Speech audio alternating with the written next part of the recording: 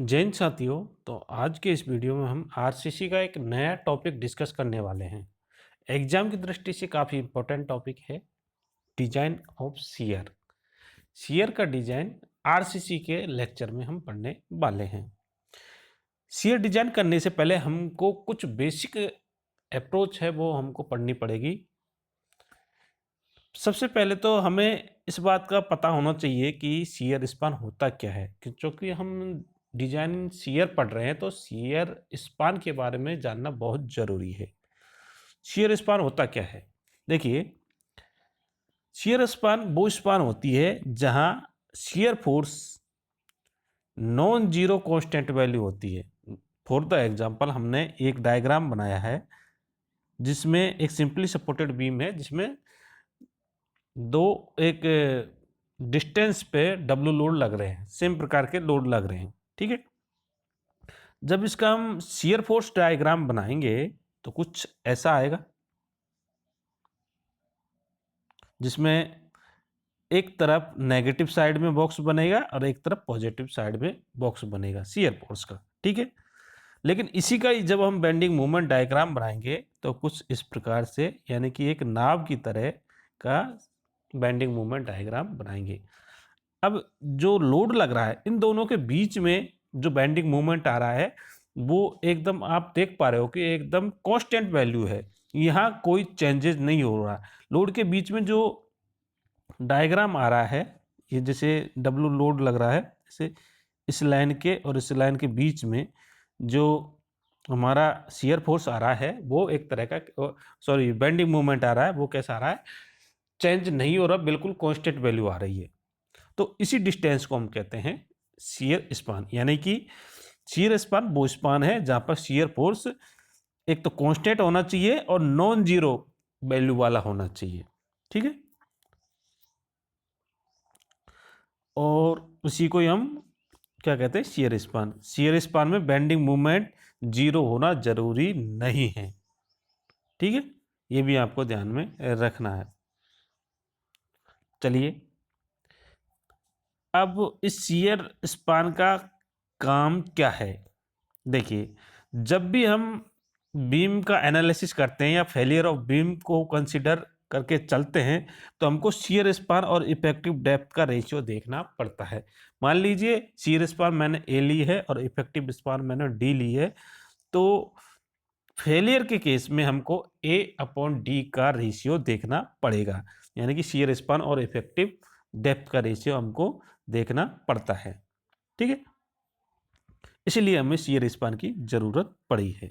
ठीक है, अब देखिए, इससे पहले ये तो हमें पता कर लिया कि जब भी हम फेलियर की बात करेंगे तो ए अनुपात डी का रेशियो हमको देखना पड़ेगा, यानी कि शियर स्पान और इफेक्टिव डेप्थ का रेशियो हमको देखना पड़ता है। इसके बेसिस पे कुछ फेलियर्स होते हैं, उनके बारे में थोड़ी सी और चर्चा कर लेते हैं। ए बाई डी रेशियो के लिए ही है। सबसे पहले हम बात करते हैं डायगोनल कंप्रेशन फेलियर का। डायगोनल कंप्रेशन फेलियर एक तो होता क्या है, ये कब होगा?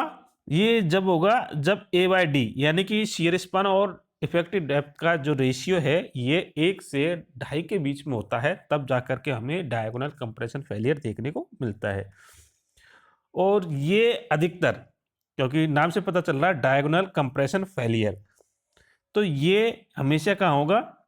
जो कंप्रेशन जोन है सपोर्ट पर कोई कंप्रेशन जोन है, वहां पर ये फेलियर देखने को मिलता है। क्यों होता है?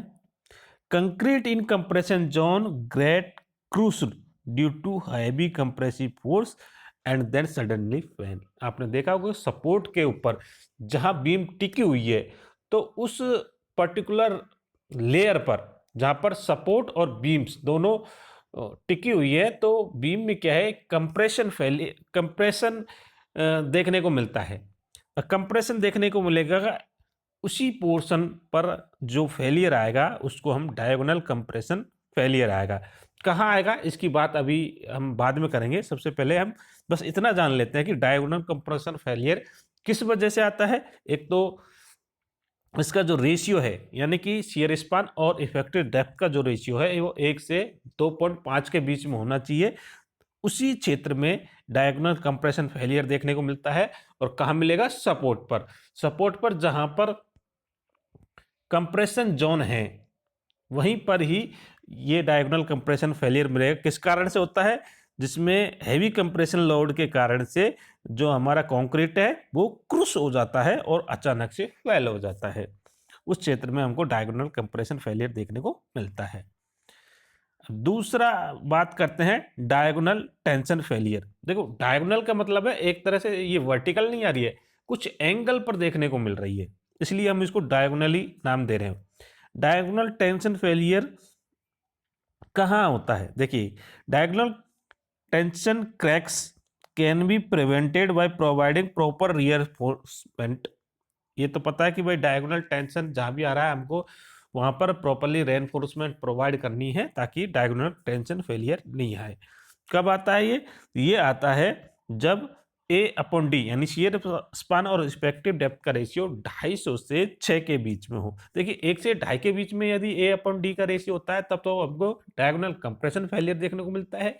और यदि यही वैल्यू 2.5 से यानी 2.56 के बीच में होती है तो हमको यहाँ डायगोनल टेंशन फेलियर देखने को मिलता है, जिसको हम प्रॉपरली रेनफोर्समेंट प्रोवाइड करा के इसको प्रिवेंट कर सकते हैं।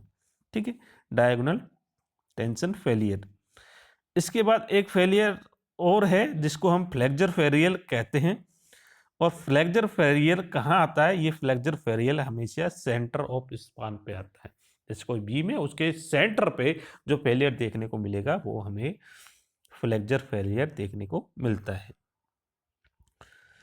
कैसा होता है ये वर्टिकल क्रैक्स डेवलप होती है इसमें, वर्टिकल। अब यहाँ डायगोनली नहीं है, अब यहाँ पे बिल्कुल एकदम 90 डिग्री के एंगल पर हमें क्रैक्स देखने को मिलती है, उसको हम फ्लेक्सर फेलियर बोलते हैं। और इसका ये होता कब है? जब हमारे पास में ए अपॉन डी का जो रेशियो है वो 6 से ज़्यादा है। तो देखो, ए अपॉन डी का रेशियो हमने 3 कैटेगरी में बांट दिया। एक तो 1 से 2.5 जहां हमें डायगोनल कंप्रेशन फेलियर देखने को मिला।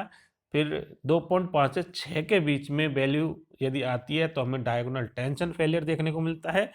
और तीसरा केस है जब ए अपन डी का रेशियो 6 से ज़्यादा आता है तो हमको फ्लेक्सर फेलियर देखने को मिलता है। ठीक है, ये तो मेन फेलियर्स देखने को मिलता है और इसको भी हम प्रॉपरली रेनफोर्समेंट प्रोवाइड करा के इसको प्रिवेंट कर सकते हैं। ठीक है, इसके अलावा एक फेलियर और है जो बहुत ही रियर होता है। ये जनरली 45 से और 90 के बीच में होता है, यानी कि जो डायगोनल कंप्रेशन टेंशन फेलियर आ रहे हैं क्योंकि वो डायगोनली है, 45 डिग्री के एंगल पर होते हैं। और फ्लेक्सर फेलियर जो कि 90 डिग्री के एंगल पर होते हैं। अब 45 डिग्री यानी 45 डिग्री के एंगल और 90 डिग्री के एंगल के बीच में भी कुछ फेलियर देखने को मिलते हैं जिनको हम फ्लेक्सर शियर क्रैक्स फेलियर कहते हैं। और जनरली इनकी वैल्यू 45 से 90 के बीच में एंगल होता है, बहुत रियर क्रैक्स देखने को मिलते हैं।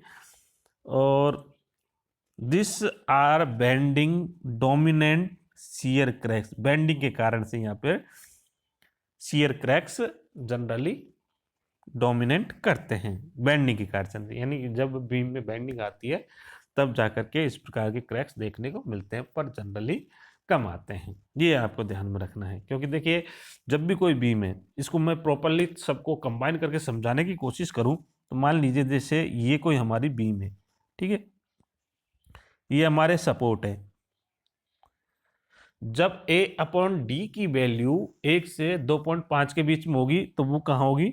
इन सपोर्ट्स पे होगी। और सपोर्ट्स पे कंप्रेशन जोन देखने को मिलता है। यहाँ पर क्या है? बीम का लोड पड़ रहा है और सपोर्ट यानी कॉलम भी कंप्रेशन एरिया में है, तो इनके बीच में जो आपको फेलियर देखने को मिलता है इस पोर्शन पे और इस पोर्शन पर जो फेलियर देखने को मिलता है वो डायगोनल कंप्रेशन फेलियर के नाम से जाना जाएगा।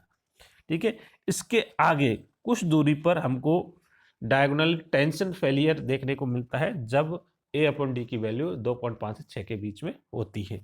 और सेंट्रल पर हमको फ्लेक्सर फेलियर देखने को मिलता है। अब जो ये एरिया बचा हुआ है डायगोनल टेंशन फेलियर और फ्लेक्सर फेलियर के बीच में यहाँ पे जो क्रैक्स की वैल्यू होगी वो 45 से 90 के बीच में होगी।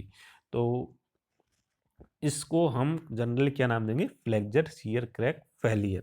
ठीक है, जो कि फ्लेक्सर शियर के कारण से क्रैक्स डेवलप हो रहे हैं। ठीक है, समझ में आया? ये तो थे आपके फेलियर। अब चलते हैं आगे, क्रिटिकल सेक्शन। इसको जानना बहुत जरूरी है। क्रिटिकल सेक्शन होता क्या है? क्रिटिकल सेक्शन एक्चुअली में वो डिस्टेंस है जहां पर हमारा शियर के कारण से या टेंशन या कंप्रेशन फोर्स आ रहा है, तो हमारा सेक्शन कहां पर फेल होने के चांसेस ज़्यादा रहते हैं, तो वो हमारा क्रिटिकल सेक्शन कहलाता है। तो दो प्रकार के सेक्शंस यहाँ देखने को मिलता है। यदि हमारा जो सेक्शंस है वो एक तो कंप्रेशन जोन में हो, यानी कि उस पर कंप्रेसिव फोर्स आ रहा हो, या फिर उस पर टेंशन फोर्स आ रहा हो। तो दोनों को केस को हम डिस्कस करने वाले। सबसे पहले हम बात करते हैं कंप्रेशन की, कि जब सपोर्ट की बात कर रहे हैं जहां पर बीम कॉलम के ऊपर टिकी हुई है, तो सपोर्ट पर हमने देखा कि कैसा जोन रहता है, कंप्रेशन जोन रहता है। और इस कंप्रेशन जोन जब रहता है सपोर्ट पर, तो यहाँ पर क्रिटिकल सेक्शन हमें डी डिस्टेंस दूरी पर देखने को मिलता है। कहाँ से? फेस ऑफ द कॉलम से। फेस ऑफ द सपोर्ट कह दो या फेस ऑफ द कॉलम कह दो, बात एक ही है। इससे डी दूरी, डी मतलब इफेक्टिव डेप्थ की दूरी पर हमको फेलियर देखने को मिलता है। यहाँ से जाएगा फेस से, और कहाँ तक जाएगा? वो डी डिस्टेंस की दूरी पर जाएगा, जैसे कि मैंने यहाँ डायग्राम में बताया हुआ है कि ये कोई हमारा कॉलम था। ठीक है, ये कोई बीम थी, तो ये डायगोनली फेस से जाकर के और 45 डिग्री के एंगल पर कहाँ तक जाएगा? डी डिस्टेंस की दूरी पर इसका फेलियर देखने को मिलेगा या क्रिटिकल सेक्शन देखने को मिलता है। कब? जब हमारा सपोर्ट अंडर कंप्रेशन में हो।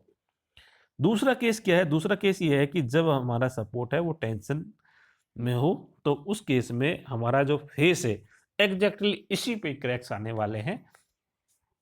जैसे कि ये देखो, ये हमारा कोई मान लीजिए ओवरहैंग है जो ऊपर से कुछ सपोर्ट मिला हुआ है, और यहाँ पर कोई छज्जा वगैरह ऐसा निकाल दिया और ऊपर से साइड में सपोर्ट दे दिए, ये मान के चलो। तो यहाँ पे जो फेलियर आएगा वो एट द फेस पर ही फेलियर देखने को मिला है, क्योंकि यहाँ पे क्या है, ग्रेविटी नीचे की ओर लग रही है। तो जो ये सपोर्ट है, या फिर ये मान के चलो कि जैसे कोई वर्टिकल हैंगिंग कॉलम्स हमने लगाए हैं और उस पर कोई ये बीम टाइप का सपोर्ट दिया है, तो यहाँ पे जो क्रैक्स आएगा, यह यहाँ पर जो सेक्शन फेल होगा वो एट द सपोर्ट पर होगा, और ये भी 45 डिग्री के एंगल पर होता है। तो दोनों क्रिटिकल सेक्शन आपने देख लिए। कंप्रेशन जोन में हो तो डी डिस्टेंस की दूरी पर जाएगा, डी मतलब इफेक्टिव डेप्थ की डिस्टेंस की दूरी पर जाता है। फेस ऑफ द सपोर्ट से ही जाएगा, लेकिन कितनी दूरी तक जाएगा? वो डी डिस्टेंस की दूरी पर जाता है। जबकि दूसरे केस में जब हमारा सपोर्ट है वो टेंशन जोन में हो, तो एट द फेस पर ही वो क्रिटिकल सेक्शन देखने को मिलता है। तो ये बेसिक नॉलेज आपको हो गई। अब हम बात करते हैं डिजाइन ऑफ शियर की। डिजाइन ऑफ शियर के लिए हमें जरूरी क्या होता है? हमें शियर फोर्स की जरूरत पड़ती है, उसका साइज है, बी और डी की जरूरत पड़ती है, एफसी के किस ग्रेड का कंक्रीट है, कौन सा स्टील यूज किया जा रहा है, और कितना मैक्सिमम उसमें शियर स्ट्रेस आ रहा है, कितना कंक्रीट का शियर स्ट्रेस आ रहा है। ये सारी वैल्यूज हमको पहले पता होनी चाहिए। इसके बाद ही हम उसमें पता लगाएंगे कि इसमें कितना सरिया हमको लगाना है। यानी कुल मिलाकर के हमारे सेक्शन दिया हुआ होता है, और उसके बाद हमको एनालिसिस करना पड़ता है कि कितना रेनफोर्समेंट हम प्रोवाइड कर सकते हैं, ताकि हमारा जो बीम है या कोई भी सेक्शन है वो फेल नहीं हो। ठीक है, तो सबसे पहला स्टेप क्या है? तो सबसे पहला स्टेप है, हमें पहले नॉमिनल शियर स्ट्रेस कैलकुलेट करनी है, जो कि हमको वैल्यू गिवन रहेगी कि कितना हमको लोड आ रहा है। लोड के कारण से ये शियर स्ट्रेस किसके कारण से जनरेट होगी? ये लोड के कारण से जनरेट होगी, जिसका जनरली फॉर्मूला होता है शियर स्ट्रेस होता क्या है? फोर्स अपॉन एरिया, और कितना लोड लग रहा है उसको हम कहेंगे BU, और इसमें हमने एरिया यानी B इंटू डी का अब डिवाइडेशन कर दिया, तो हमारे पास नॉमिनल शियर स्ट्रेस देखने को पड़ेगी। ठीक है, ये समझ में आया। शियर स्ट्रेस कैसे कैलकुलेट करेंगे, किसके कारण से आएगी, शियर नॉमिनल शियर स्ट्रेस, जिसको एवरेज शियर स्ट्रेस भी हम कह सकते हैं। लोड को एरिया से डिवाइड कर दो, हमारे पास नॉमिनल शियर स्ट्रेस देखने को मिल जाएगी, जिसका फॉर्मूला टो वी बराबर V U upon B D. अब इसका जो हमारे पास अभी हमने कैलकुलेट किया है नॉमिनल शियर स्ट्रेस, इसका कंपैरिजन करेंगे हम टो सी से और टो मैक्सिमम से। तो टोसी क्या है, ये शियर स्ट्रेस है, किसकी शियर स्ट्रेंथ बोल सकते हैं हमको, ये कंक्रीट की शियर स्ट्रेंथ है। देखो अभी नॉमिनल निकालिए, ये तो लोड के कारण से स्ट्रेस आ रही है, और हमारे पास जो कंक्रीट है जो हम बना रहे हैं उसकी स्ट्रेंथ कितनी आनी चाहिए, जो हम ग्रेड ऑफ कंक्रीट और परसेंटेज ऑफ स्टील रेनफोर्समेंट के ऊपर डिपेंड करती है, वो है टोसी। और टोसी मैक्सिमम यानी कि इसकी मैक्सिमम वैल्यू कितनी हो सकती है, ये हमको पता होनी चाहिए। आईएस कोड में ये सारी वैल्यूज टेबल के रूप में दी हुई है। तो हमने सबसे पहले नॉमिनल शियर स्ट्रेस, जो कि लोड के कारण से शियर स्ट्रेस डेवलप हो रही है, और इसको हम कंपैरिजन करेंगे क्या हमारा स्ट्रक्चर है इस लोड को बियर करने में या लोड को रजिस्ट करने के लिए एबल है या नहीं है, इसके लिए हम डिजाइन करने वाले हैं। तो पहला केस हम देखो मैक्सिमम से लेकर के चलते हैं कि टो बी की वैल्यू मैक्सिमम से कम है, तो इसका मतलब यहाँ पे कोई भी डायगोनल कंप्रेशन फेलियर देखने को नहीं मिला है।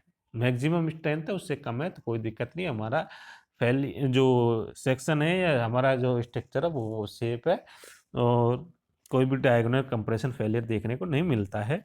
लेकिन जब इसकी वैल्यू तो मैक्सिमम से ज़्यादा हो जाती है तो इसका मतलब भाई ये डायगोनल कंप्रेशन फेलियर हो सकता है, इस बीम को हमको दोबारा रीडिजाइन करना पड़ेगा।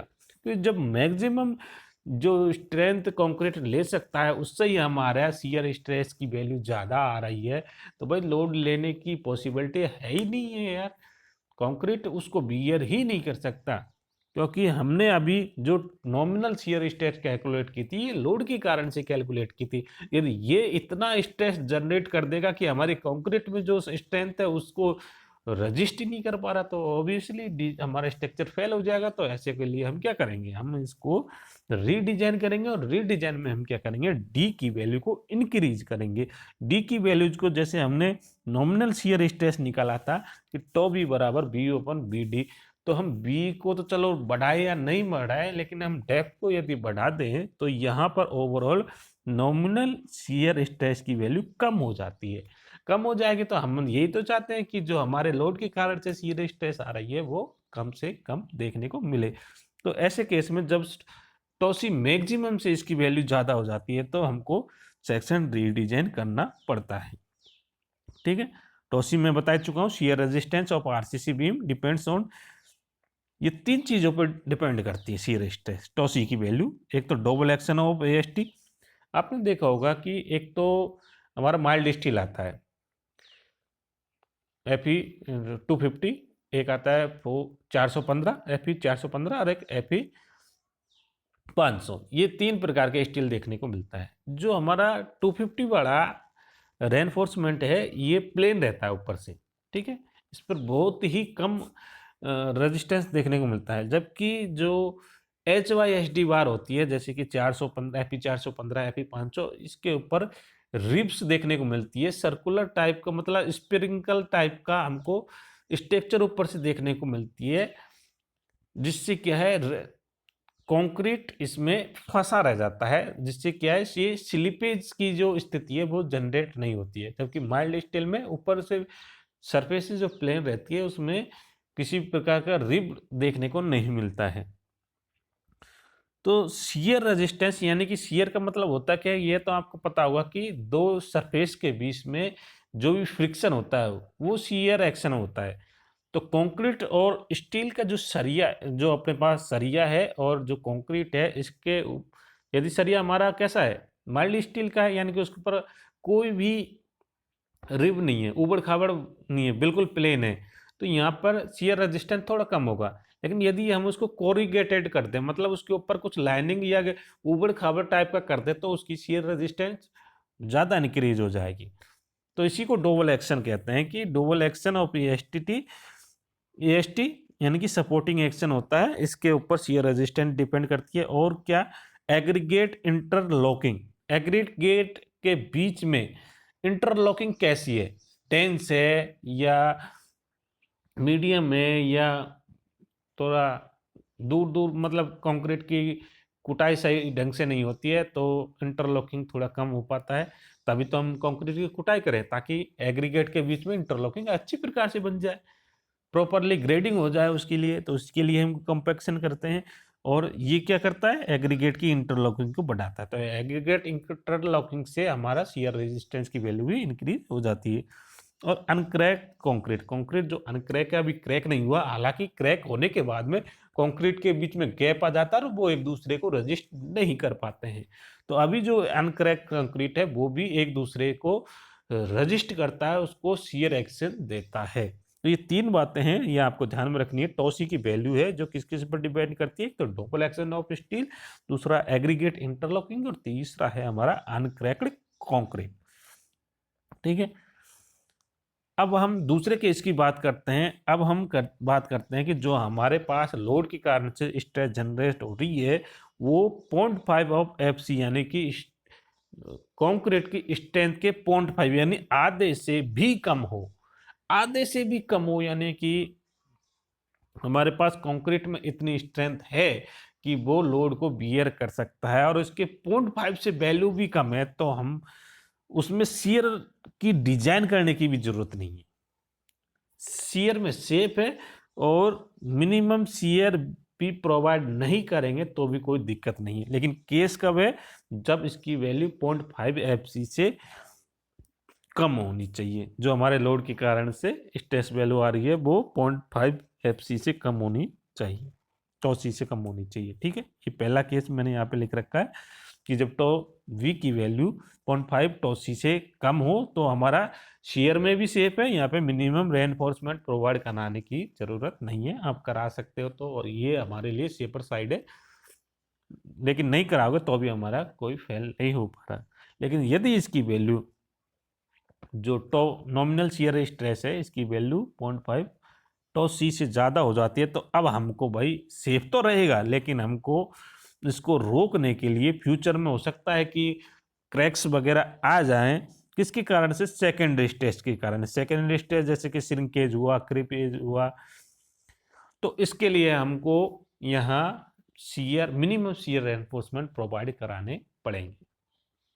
ठीक है, कब, हालांकि अभी तो सेफ है, कब, जब टॉ नॉमिनल शियर स्ट्रेस की वैल्यू 0.5 टॉ सी से ज़्यादा हो जाती है तो शियर में सेफ तो है, लेकिन भविष्य में इन फ्यूचर यदि सेकेंडरी स्ट्रेसेस जैसे कि श्रिंकेज और क्रिपेज के कारण से सेकेंडरी स्ट्रेस जनरेट होती है, उसके कारण से ये शियर में फेल हो सकता है, तो उसके लिए हमें मिनिमम शियर रेनफोर्समेंट प्रोवाइड यहाँ पे कराने पड़ेंगे।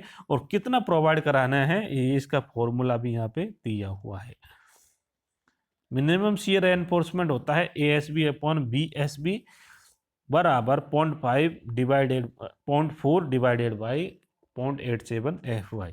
इसको याद रखने के लिए देखिए ASB अपॉन BSB, ASB ये एरिया ऑफ शियर रेनफोर्समेंट है, ठीक है, लेकिन डिवाइड में BSB ये ऐसे मत रखना कि जैसे ASB था वैसे BSB है। यहाँ पे B अलग है और SB अलग है। B मतलब विड्थ ऑफ सेक्शन है, वो SB स्पेसिंग हो गई उसकी, और ये वैल्यू होनी चाहिए 0.4 मान लो ऊपर, और नीचे जो अपने स्टील की स्ट्रेस होती है वो कितनी होती है 0.87 FY। ये जनरली आपको पता ही होता है।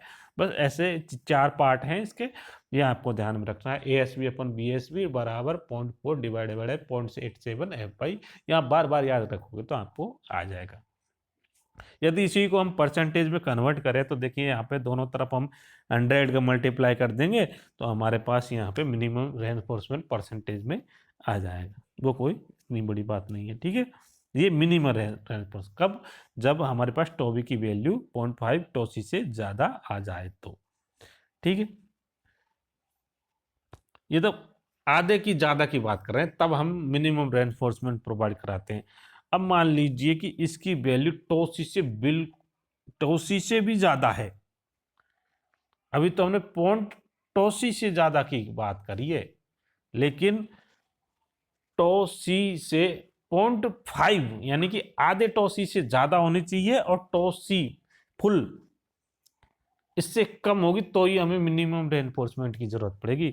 यदि टोसी से भी इसकी वैल्यू ज्यादा हो जाती है तो अब ये शियर में फेल नहीं है, अब हम यहाँ पे शियर रेनफोर्समेंट प्रोवाइड कराएंगे ही कराएंगे। तो ये शियर रेनफोर्समेंट हम 3 प्रकार से प्रोवाइड करा सकते हैं, एक तो वर्टिकल स्ट्रेस, इंक्लाइंड और बेंट अप बार के रूप में प्रोवाइड करा सकते हैं। बेंट अप बार को कभी हम अकेला प्रोवाइड नहीं कराएंगे, बेंट अप बार को हम हमेशा वर्टिकल स्ट्रेस के रूप में प्रोवाइड, उनके साथ ही हम प्रोवाइड कराते हैं। अब डिजाइन ऑफ शियर एनफोर्समेंट हम डिजाइन कैसे करते हैं, इसके लिए हमें ये फॉर्मूला याद होना चाहिए। वी यू एस बराबर होता है B U minus tau C V D, ये हमको निकालना पड़ेगा।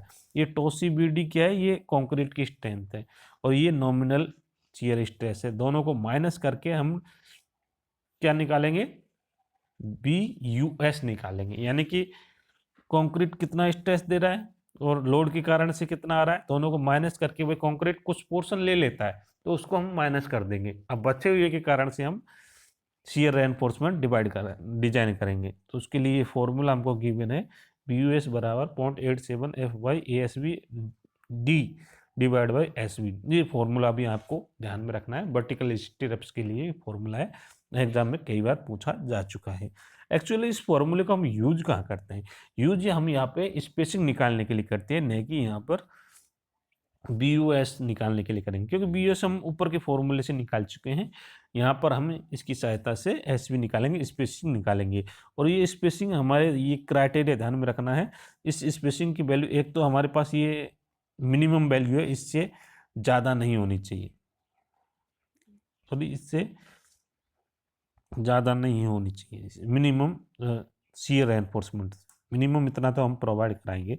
इसके अलावा 0.75 डी वर्टिकल स्टिरअप्स के केस में, और डी किसके केस में, इनक्लाइन स्टिरअप्स के केस में, इससे ज़्यादा नहीं होनी चाहिए, ठीक है। और 300 mm, ये भी आपको ध्यान में रखना है। ये 3 क्राइटेरिया आपको ध्यान में रखना है। एक तो मिनिमम इतनी तो प्रोवाइड होनी ही होनी चाहिए, ठीक है। या फिर वर्टिकल स्ट्रेप्स की बात करें तो 0.7 डी 75 डी, और इंक्लाइन की बात करें तो डी या फिर 300 mm से, इनसे ज़्यादा नहीं होनी चाहिए, ठीक है। ये तो है वर्टिकल स्ट्रेप्स का फॉर्मूला, और इंक्लाइन स्ट्रेप्स का फॉर्मूला ये है, बी यू एस बराबर 0.87 F Y S B D upon S B. यहाँ पर सिर्फ हमने मल्टीप्लाई किया है sine alpha plus cos alpha, बाकी वर्टिकल की तरह सेम टू सेम फॉर्मूला है, बस थोड़ा सा इसमें चेंजेस किया है। वो क्या किया है, हमने मल्टीप्लाई इसमें sine alpha plus cos alpha दे दिया है, और एल्फा क्या है, ये एंगल है, क्योंकि बेंट अप बार है तो कुछ ना कुछ एंगल पर वो इंक्लाइन होगी, और वही इंक्लाइन एंगल का हमारा एल्फा है। यदि हम इसको बेंट अप बार के रूप में प्रोवाइड कराते, तो मैंने अभी बात की थी, बेंट अप बार को हम अकेला नहीं प्रोवाइड कर सकते, इसको हम वर्टिकल स्टिरअप्स के रूप में प्रोवाइड करेंगे। और उसके लिए हम देखिए यहाँ पर ये जो बी यू एस के लिए हम डिजाइन करते थे, ठीक है, अभी हमने निकाला बी यू एस के लिए हमने वर्टिकल स्टिरअप्स और इंक्लाइन स्टिरअप्स डिजाइन किए हुए थे। लेकिन जो बेंट अप बार है, इसको हम 2 पार्टों में डिजाइन करेंगे। एक तो बेंट अप बार का फॉर्मूला ये है 0.87 F Y A S B और साइन एल्फा, यहाँ कॉस एल्फा नहीं आएगा, यहाँ साइन एल्फा आएगा बेंट अप बार। और बाकी बचा हुआ कितना, क्योंकि बी यू एस टोटल था, उसमें बी यू एस 1 हमने बेंट अप बार डिजाइन कर दिया, तो बचेगा कितना, B U S minus B U S 1। और ये जो बचा बी यू एस 2, इसको हम वर्टिकल स्टिरअप्स के रूप में डिजाइन करेंगे, जिसका फॉर्मूला हमने ऊपर डिस्कस कर लिया 0.87 F Y A S B D upon S B, ये हमने पहले ही डिस्कस कर लिया है, ठीक है। ये बात मैंने यहाँ पे लिखी हुई है, bent up bar can not be use allowed to resist shear, can be use with combination of vertical stirrups और इंक्लाइन। इंक्लाइन के साथ भी हम डिजाइन कर सकते हैं, और वर्टिकल के साथ भी हम डिजाइन कर सकते हैं। तो ये था पूरा design part of shear reinforcement. Shear में हम कैसे डिजाइन करते हैं, सारे केस मैंने यहाँ पे डिस्कस कर लिए हैं। उम्मीद करता हूँ ये वीडियो आपको पसंद आया होगा। मिलते हैं एक नेक्स्ट वीडियो में एक नए टॉपिक के साथ, तब तक के लिए जय भारत, जय हिंद।